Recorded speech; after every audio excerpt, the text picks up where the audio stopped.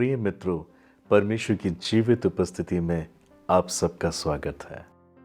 मैं आशा करता हूं और प्रभु में विश्वास करता हूं आप सब लोग आनंदित हैं।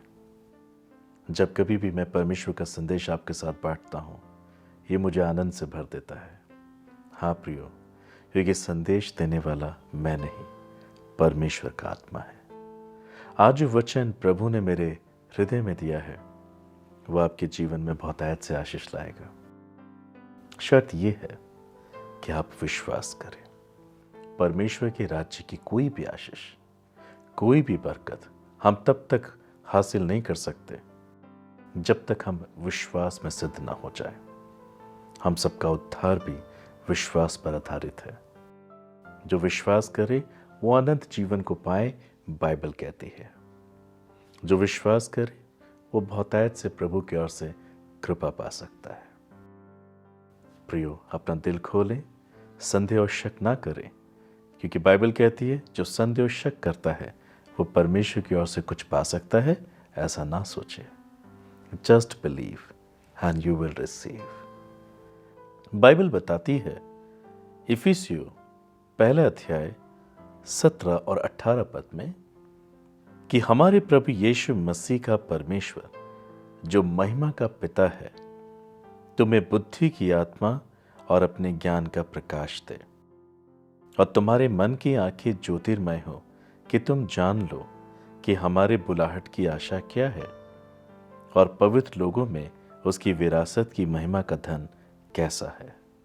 हाँ प्रियो, ये परमेश्वर की इच्छा है कि वो हमें अपने ज्ञान का प्रकाश देना चाहता है। ये परमेश्वर की इच्छा है कि वो हमें अपनी बुद्धि की आत्मा से भरना चाहता है, जिससे कि हम परमेश्वर में अपनी बुलाहट को समझ सकें। हम परमेश्वर में उस आशीष को जान सकें जिसको देने के लिए स्वर्ग के पिता ने हमें अपने प्रिय पुत्र यीशु मसीह की संगति में बुलाया। हम परमेश्वर के प्रकाश में कैसे चल सकते हैं, या हम परमेश्वर के प्रकाश में कैसे बने रह सकते हैं, इस बात को हमेशा जानें। अंधकार का ज्योति से कोई मेल नहीं। हाँ प्रियो, सत्य का असत्य से कोई मेल नहीं, मृत्यु का जीवन से कोई मेल नहीं। और जो परमेश्वर हमें अपनी बुद्धि की आत्मा देकर हमारे मन की आंखों को ज्योतिर्मय करना चाहता है, जिससे कि जब हमारा जीवन प्रकाशमान हो तो हम अपने बुलाए जाने के रहस्य को समझ सकें। शायद आज आप इन बातों को सोचते होंगे, व्हाई गॉड चूज मी, क्यों परमेश्वर ने मेरा चुनाव किया। इतने वर्ष हो गए मैंने यीशु मसीह पर विश्वास किया, परमेश्वर अभी तक मेरे द्वारा अपनी सेवा को नहीं ले रहे हैं। ओ, शुरुआत के दिनों में प्रभु ने मुझसे अपनी सेवा ली, पर अब बहुत वक्त बीत गया, प्रभु पहले के समान मुझे इस्तेमाल नहीं कर रहे हैं।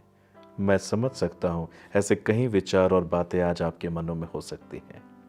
प्रियो, ये संदेश आज आपकी आंखें खोलेगा और आपको ये जानने के योग्य बनाएगा कि कैसे परमेश्वर आपके जीवन को उपयोग करते हैं और आप स्वयं खुद कैसे परमेश्वर के लिए उपयोगी होते हैं। इस बात को अवश्य जाने, ये परमेश्वर ही है। हाँ, ये प्रभु ही हैं जो चाहते हैं कि आप प्रकाशमान हो, जो चाहते हैं कि आपको बुद्धि की आत्मा दी जाए, जिससे आपकी मन की आंखें ज्योतिर्मय हो और आप परमेश्वर की बुलाहट को समझ सकें। हमें जानना पड़ेगा उन 3 बातों को कि कैसे हम परमेश्वर की सिद्ध बुलाहट में बने रहेंगे, कैसे परमेश्वर की पसंद नापसंद को समझेंगे और कैसे प्रभु हमारे जीवन को उपयोग करेंगे। पहली बात है पापों की क्षमा। हमें क्षमा को समझना बहुत जरूरी है। अगर आप इसको नहीं समझते हैं तो आप परमेश्वर के किसी भी कार्य को नहीं समझ पाएंगे। मानव जाति का उद्धार क्षमा पर निर्भर था। क्या मनुष्य योग्य था कि वो अपने आप को क्षमा कर सके? बाइबल कहती है परमेश्वर ने अपने इकलौते पुत्र प्रभु यीशु मसीह को इस संसार में भेजा, जो हमारे पापों के खातिर क्रूस पर मारा गया। और यीशु मसीह ने जब क्रूस पर हमारे पापों को, हमारे श्रापों को, हमारी बीमारी को उठा लिया, तब उसने कहा पूरा हुआ। उद्धार का कार्य पूरा हुआ, यह कहकर उन्होंने अपने प्राण दे दिए। प्रियो, आप क्षमा को समझें। बहुत से लोग ये दावा करते हैं मैं पवित्र आत्मा से भरा हुआ हूँ, पर मैं आपको बताना चाहता हूँ यदि पवित्र आत्मा हमारे जीवन में है और वो हमारे जीवन में ठहरा हुआ है, वो 3 बातों को लेकर हमें बहुत अधिक ज्ञान देगा। पहली बात, वो हमें पाप की गंभीरता समझाएगा। वो हमें बताएगा कि हमें पाप से बचे रहना है, क्योंकि यदि हम पाप में लगे रहेंगे और पाप हमारे जीवन का आधार होगा तो कभी भी परमेश्वर हमारे जीवन में सहभागी होगा हम ये कल्पना भी नहीं कर सकते। परमेश्वर प्रकाशमान है, यदि कोई व्यक्ति अंधकार और पाप में है तो वो कैसे परमेश्वर में बना रहेगा और परमेश्वर खुद कैसे उसे अपने साथ सहभागी करेगा। इस बात को जाने कि पवित्र आत्मा यदि हमारे जीवन में है तो वह हमें पाप की गंभीरता और धार्मिकता की गंभीरता और न्याय के लिए हमेशा हमें तैयार करेगा। हालेलुया। इसलिए हमें उन 3 बातों को जानना जरूरी है, कैसे परमेश्वर की आशीष या उसका प्रकाश या उसकी बुलाहट में मेरी सिद्धता कैसे परिपक्व होती है। पहली बात है क्षमा। हमें जानना है कि प्रभु ने हमें क्षमा किस प्रकार से किया। इफिसियों 1 अध्याय 7 पद में हम ऐसा पढ़ते हैं, हमको मसीह में उसके लहू के द्वारा छुटकारा अर्थात अपराधों की क्षमा परमेश्वर के उस अनुग्रह के धन के अनुसार मिला है। इस वचन को आप ध्यान से सीखें प्रियो। ये वचन हमें बता रहा है हमें प्रभु यीशु मसीह के लहू के द्वारा छुटकारा मिला है, अर्थात अपराधों की क्षमा मिली है। ये कौन से पापों का छुटकारा है? ये कौन से पापों की क्षमा है? कौन से अपराधों की हमें माफी मिल जाती है?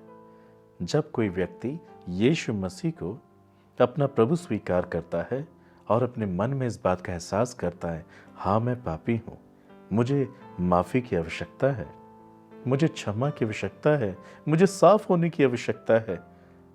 यदि इस प्रकार से कोई पछताए, प्रभु यीशु से प्रार्थना करे, प्रभु यीशु अपने वचन के द्वारा उस व्यक्ति को तुरंत छुटकारा देंगे, यानी कि उसके भूतकाल में किए गए हर एक पापों से प्रभु तत्काल ही उसे छुटकारा दे देंगे।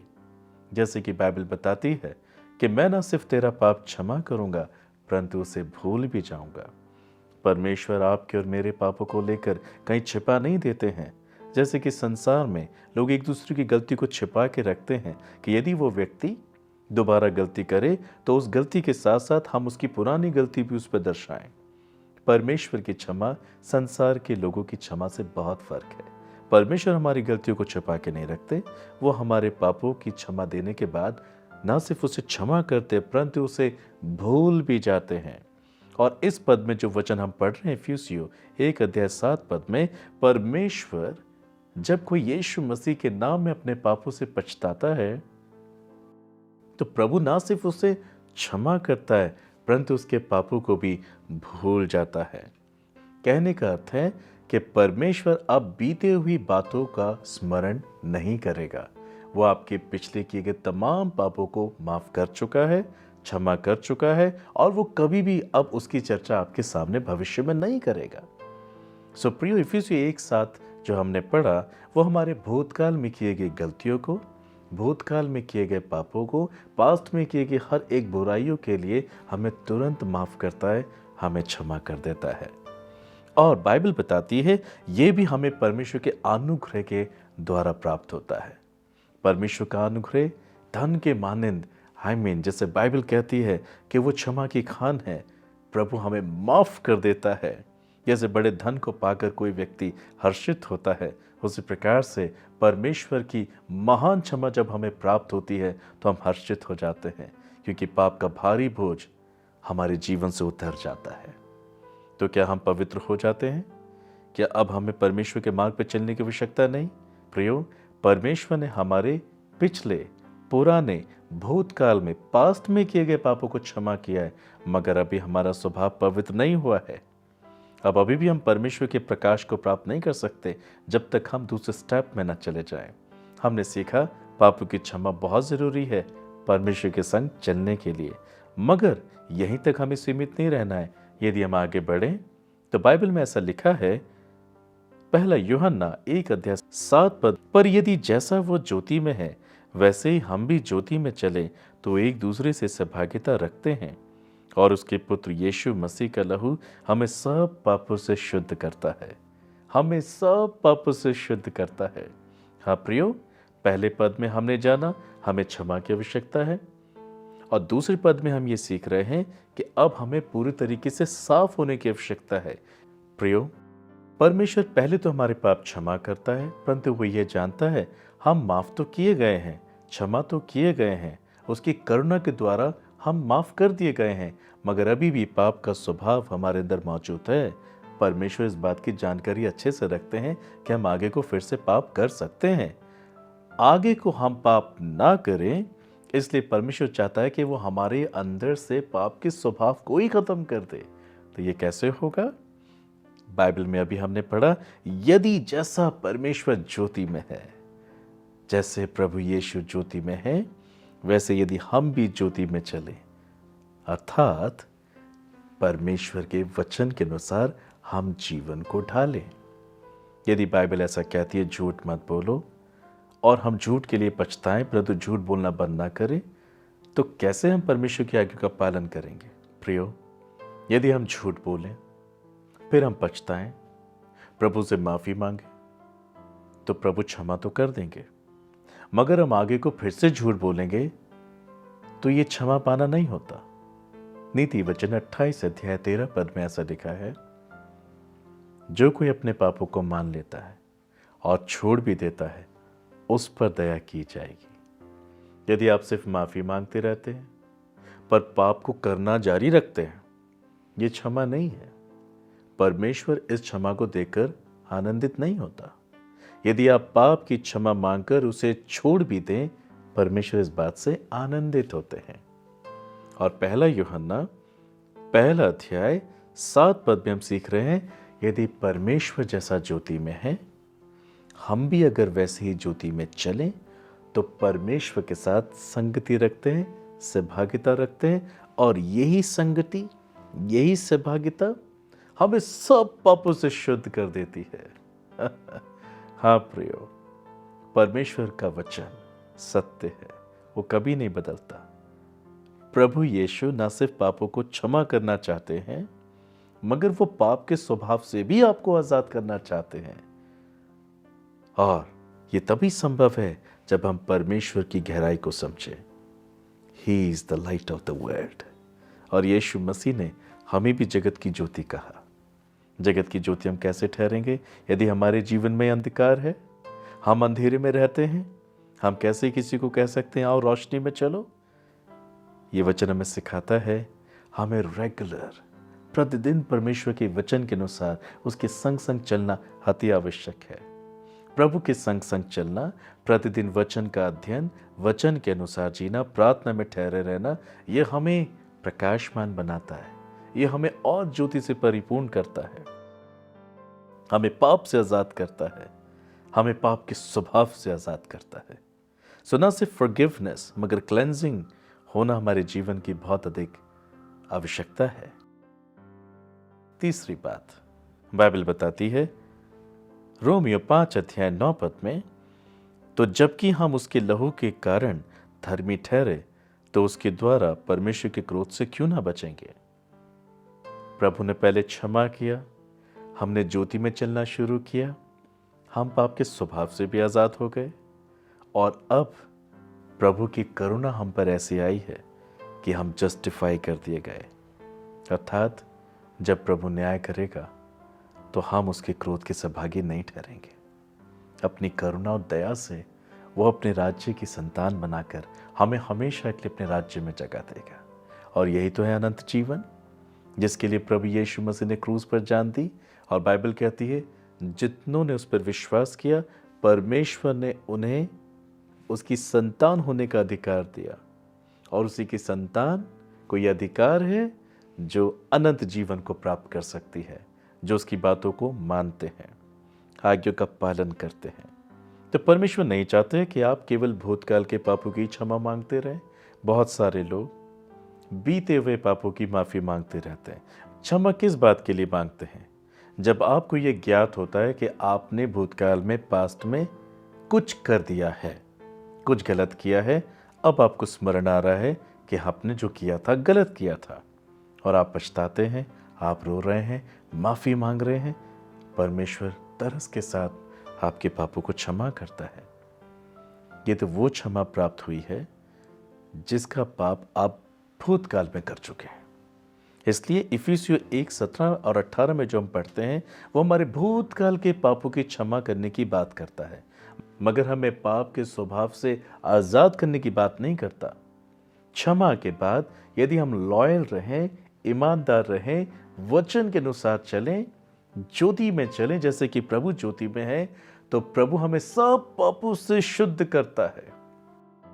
प्रभु के संग प्रतिदिन चलने से हम पाप के स्वभाव से, पाप की इच्छा, पाप की लालसा, पाप के मजे से आजाद होने लगते हैं। हम पवित्र हो जाते हैं।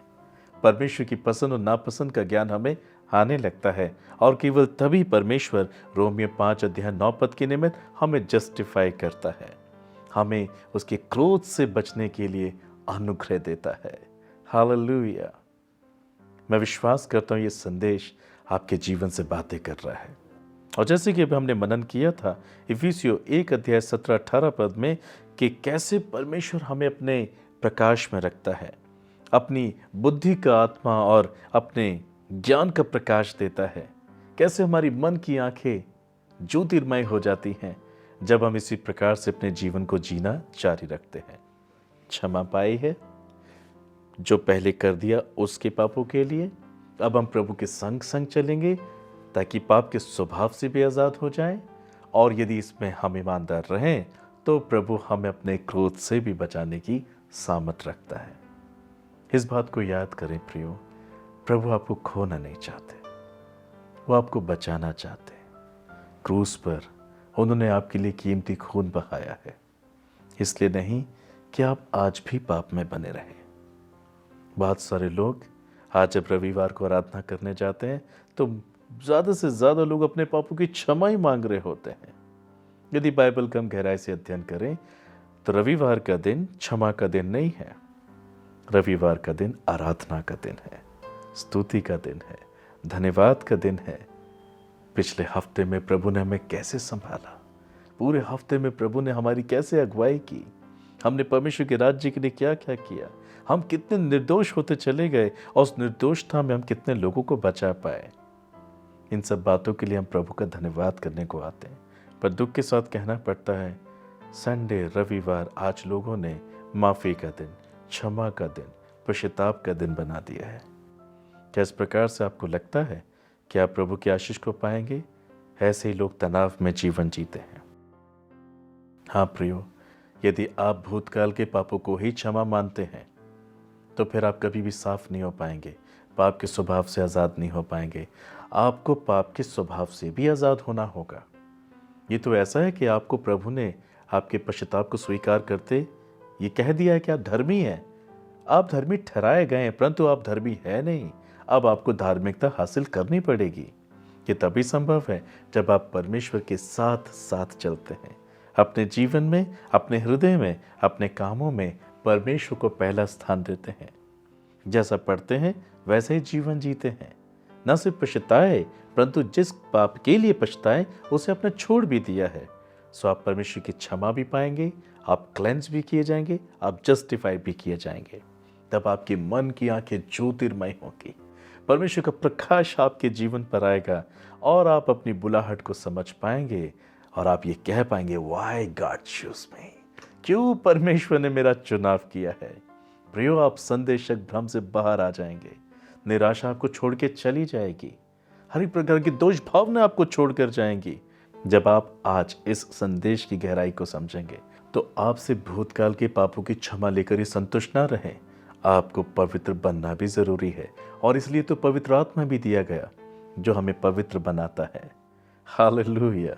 आइए अपने दिल को खोलिए, मैं आपके लिए प्रार्थना करने को तैयार हूँ, ताकि परमेश्वर ना सिर्फ आपको क्षमा तक सीमित रखें पर आपको क्लेंस भी करें, साफ कर दें और आपको जस्टिफाई करें।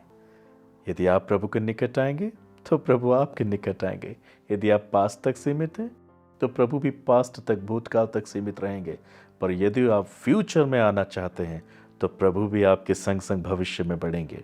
और वो भविष्य का परमेश्वर है। बाइबल कहती है, यिर्मयाह 29:11 में लिखा है, जो कल्पनाएं मैंने तेरे विषय में की वो हानि की नहीं परंतु लाभ की, और अंत में मैं तेरी आशा पूरी कर दूंगा।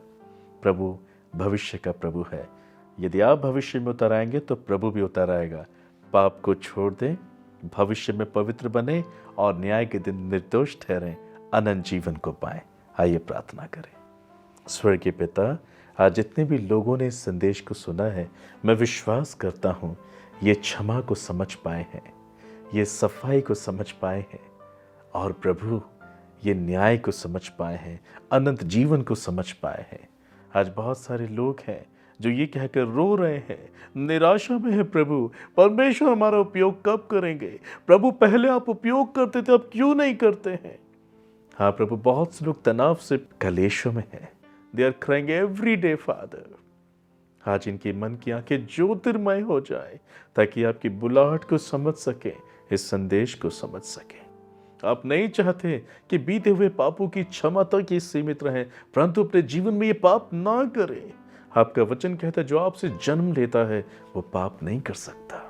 यीशु प्रभु, आप इन सब के पापों के लिए इनको क्षमा करें। जानबूझकर जो पाप इन्होंने किए हैं प्रभु, उसके लिए पश्चाताप का आत्मा आप इनको दें ताकि ये अपने पापों से संपूर्ण हृदय से पछता सकें। आप इनके पापों को क्षमा करें। जो गलती इन्होंने अपनी आंखों के द्वारा, जबान होठों शब्दों के द्वारा, मन मस्तिष्क विवेक के द्वारा, आत्मा प्राण देह के द्वारा जो अपराध इन्होंने किए, आज आप इनको क्षमा करें। यीशु अपने पवित्र लहू से आप इन्हें धोकर साफ शुद्ध और पवित्र करें और इनके जीवन पर आए हुए तमाम श्रापों को तोड़कर आशीष में बदल दें। अब आप इन्हें अनुग्रह दें प्रभु यीशु मसीह, आप इन्हें अनुग्रह दें ताकि प्रतिदिन अब आपकी रोशनी में, आपके प्रकाश में आज्ञाकारिता के साथ चलने पाए। हाँ प्रभु, पाप के स्वभाव से, पाप की इच्छा, पाप की लालसा, पाप के मजे से आप इनको आजाद करें, जस्टिफाई करें। जब आप न्याय सिंहासन पर बैठें, आप इन्हें पहचान लें, आप इन्हें अनंत जीवन दे पिता। आप कहें, शाबाश मेरे बेटे, शाबाश मेरी बेटी, तू विश्वास योग्य है। आप ऐसा कहने पाए। आज ही प्रभु, इस संदेश के द्वारा आपने इनके जीवन को अपने हाथों में ले लिया है। आज आप इनको अनुग्रह दें, आप इन्हें सुरक्षा और शांति दें, इन्हें अनंत जीवन दे, इनके जीवन में चमत्कार को करें प्रभु, ताकि आपकी महिमा का प्रकाश इनके जीवन में उतर आए। यीशु मसीह के नाम से आशीषित हो जाए। दया करे स्वामी, करुणा करें राजा। मैं विश्वास करता अपने प्रार्थना को सुना है, यीशु मसीह के नाम से मांगता हूं, आमीन।